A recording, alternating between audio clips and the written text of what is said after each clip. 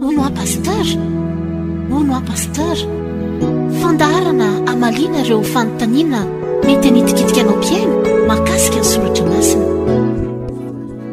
Tompona andraikitra, pasteur Benjamin. Ono a pasteur, ono a pasteur.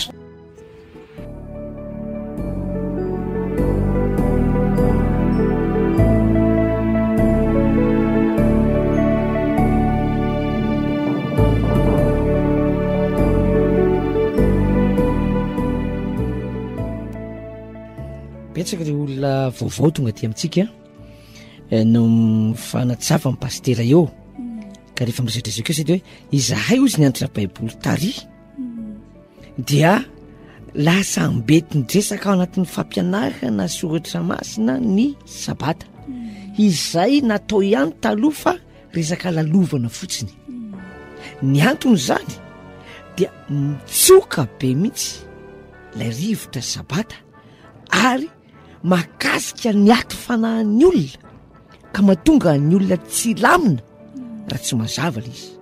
Ka roa ny fanazavana, misy le mandrava, misy le manangana. Azonao mety mahita fiadanana ny olona ny am'le mandrava, mety mahita fiadanana ny olona le manangana, saingy ny lay am'izay ny marina. Hoy le fanontaniana teo, ono pastera milazana zavatra efa lasa ve ny sabata? Samy ny ankehitriny, samy milaza ny sitrapon'Andriamanitra ho avy, valiny de zao. Sady milaza ny efa ny toe-javatra efa lasa ny sabata, milaza ny ankehitriny koa, sady mampiseho ny sitrapon'Andriamanitra ho avy. Zany hoe tafiditra ao anatin'le hoe Jesosy Kristy no tsy miova omaly sy anio ary manak'izay. Ahoana moa le hoe efa lasa? Ny efa lasa satria mizara roa le efa lasa. Ny voalohany dia talohany naharina n'izao tontolo izao dia efa nisy Andriamanitra. Azonao dia efa tany amin'Andriamanitra ny sabata fa navoaka fotsiny tety ambonin'ny tany. Rehefa vita ny naharina ny lanitra sy ny tany sy ny olombelona, ny nanomezana ny sabata voalohany ho any Adama sy Eva izay asa tanan'Andriamanitra dia azontsika klasena koa hoe efa lasa. Nefa efa tafitra ny ankehitriny satria présent ny fotoana zao. Ny ankehitriny ny voalohany aloha zany de hoe nefa lasa satria ao amin'ny Genesis 2:1 rehefa hitanao de vakio e. Genesis 2:1 amin'ny anaran'i Jesosy dia vita ny lanitra sy ny tany sy izay rehetra ho aminy, ary tamin'ny andro fahafito dia vitan'Andriamanitra ny asa efa nataony, ary dia nitsahatra tamin'ny andro fahafito izy tamin'ny asany rehetra izay efa nataony. Andeha ataontsika hoe efa lasa zay, nefa mbola zao ihany satria ny sabata ny tena hevitry ny sabata nabavitolo ao anatin'ity fandarana ity no amin'ity nisika izany zao famantarana lehibe napetraka Jehovah Andriamanitra manapirofo fa izy no nahariny lanitra sy ny tany izay hitantsika amin'izao fotoana izao.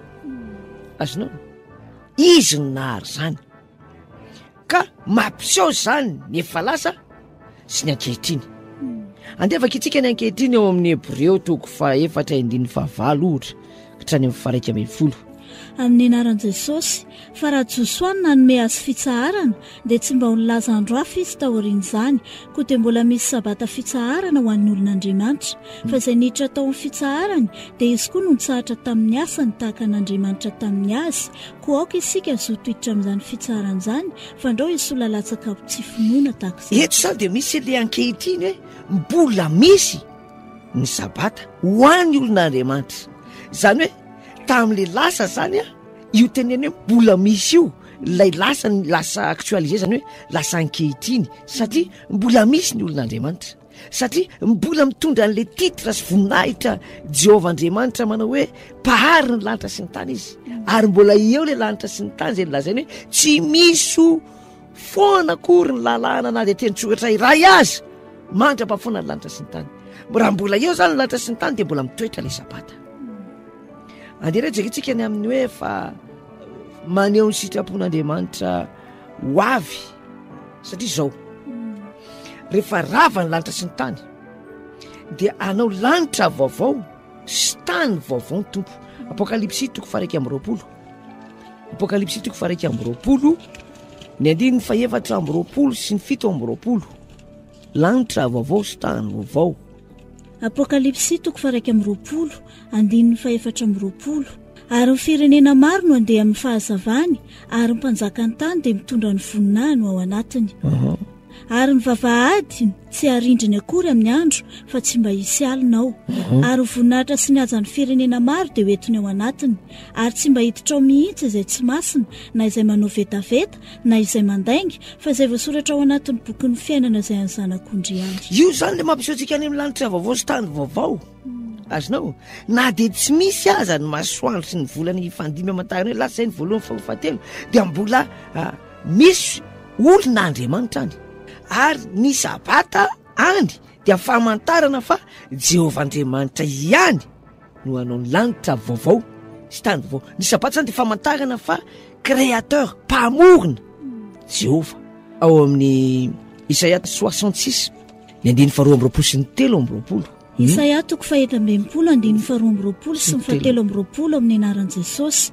Fa tahaka ny lanitra vaovao sy ny tany vaovao izay ataoko no aharitra eo anatrehako Jehovah dia toy izany no aretan'ny taranaka ireo sy ny anaranareo ary isaky ny voalohambolana sisa sabata dia ho avy ny nofo rehetra ihany koa teo anatrehako. Satria Jehovah nanao lanitra vaovao sy tany vaovao dia tsy maintsy misy tombo-kase an'izay, tsy maintsy misy famantarana izay iza nanao an'ity dia ny sabata no famantarana fa Jehovah nanao lanitra sy ny tany. Ka eo amin'ny olon'Andriamanitra zay anao rehetra amin'ny apokalipsy teo tsy tafiditra ao ty lainga ty vetaveta sy ny any tsy tafiditra dia toy izany koa amin'izao fotoana izao ilay ankehitriny sarotra be amin'ny olona tia ota sy tia lainga ny miditra sabata na dia mivavaka amin'ny Jehovah Andriamanitra mpanao lanitra sy ny tany ary izy ny lalana andehanany amin'io manatiny Jehovah tsy hitany na tsy fantany fa nomena ny sabata ho an'izay olon'Andriamanitra nomena ka sady tamin'ny andron'ny Adama ankehitriny ary ho avy. Ilaina mihitsy ny fahafantarana an'io sabata io ry mpiainao an-tsaina. Hanazava tsara an'io mikasika ny hoe sabata ao anaty fiangonana dia azavaintsika tsara mba tsy ho isan'ireo tsy ho tafiditra ianao na hoe isan'ireo izay mazoto nefa tsy tafiditra na isan'ireo izay naminany nefa tsy tafiditra na isan'ireo izay nanao batisa nefa tsy tafiditra. Arao ty fandarana ty zany tsy tenanao makanesa ty amin'ny efa arao fotsiny satria resaka fiambenana izy ty resaka hoe tohinalina vanim-potoana iainana ka ao anatin'izao vanim-potoana iainantsika izao dia mbola mitoetra ny sabata mame fotoananao aho arao ny fandarana zy mpiambinao tohinalina izao.